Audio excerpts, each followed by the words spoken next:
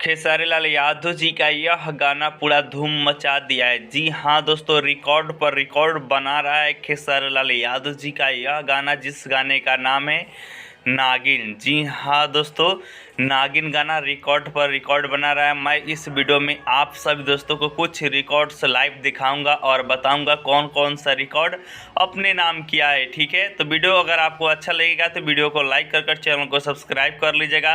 अगर आप भोजपुरी के फैन हैं तो भोजपुरी के लिए आपको सब्सक्राइब करना ही पड़ेगा। आइए जान लेते हैं सबसे पहले इस गाने के बारे में।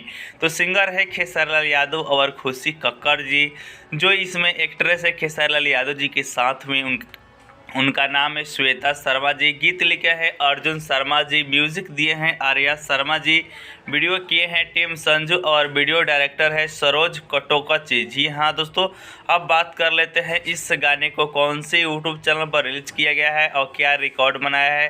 तो इस गाने ने मात्र अभी 23 घंटा हुआ है। आप नीचे देख पा रहे होंगे 3.7 मिलियन यानी कि 37 लाख लोगों ने देखा है। दूसरा रिकॉर्ड यह है कि यह गाना म्यूजिक सेक्शन में नंबर 2 पर ट्रेंड कर रहा है। आप नीचे देख पा रहे होंगे नंबर 2 पर ट्रेंड कर रहा है यह गाना, और रिकॉर्ड तोड़ेगा।